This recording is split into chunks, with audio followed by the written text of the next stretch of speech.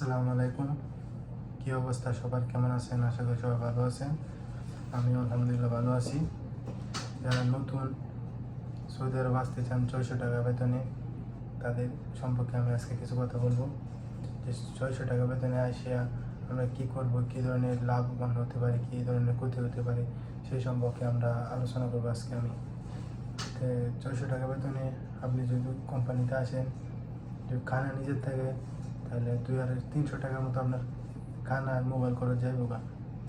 আপনার সাধারণ বাইরে বিড়ি সিগারেট ওইগুলা থাকতেই পারে। আরও ধরেন 50-100 300-400 টাকা যাইব গা। সৌদি আরবের যে একটা অবস্থা, সব জিনিসের দাম বাড়া, সেই জন্য 600 টাকা বেতনে আইসা কিছু করা যায় না। আবার বেশি টাকা বেতনে আসলেও কোম্পানি করে টাকা সাপ্লাই, কম টাকা আসলে কোম্পানি করে ভালো, কিন্তু বেতন কম, খাওয়া নিজের টাকা কোম্পানির, কিন্তু অনেক সমস্যা। 600 টাকা বেতনে যদি বাইরে কাজ না করতে পারেন তাহলে সব শেষ। 600 টাকা নিজেরই লাগে।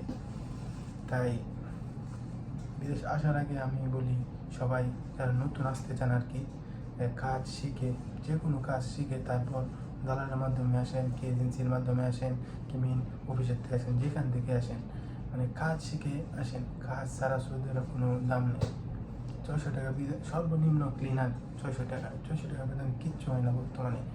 আমি নিজেও আছি 600 টাকা বেতনে। বলতে পারেন কেমনি কীভাবে পাই, আল্লাহ মিলাই দিছে। কিন্তু তখন বর্তমানে আমি আইসি আরো 2-3 বছর আগে, আর এখন যে বর্তমানে যে অবস্থা, তাই আর কি বলতেছি যে 600 টাকা বেতনে আসার দরকার নাই। আসেন, সমস্যা না, আসেন, কিন্তু কোম্পানি ভালো হইতে হইব, আপনার টিকিট দিতে হইব, কিন্তু বাইরের কাজের আশা করুন যেত না। বর্তমান যে পরিস্থিতি, বাইরে কাজ মিলেই না।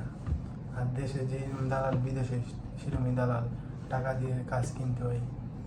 তাই এই জন্য বলি আর কি, যে বেতন বেশি নিয়ে আসি, তাহলে আলহামদুলিল্লাহ ভালো হয়। তো ভালো থাকবেন, আল্লাহ হাফেজ। ইনশাআল্লাহ পরবর্তী ভিডিওতে দেখা হবে। আসসালামু আলাইকুম।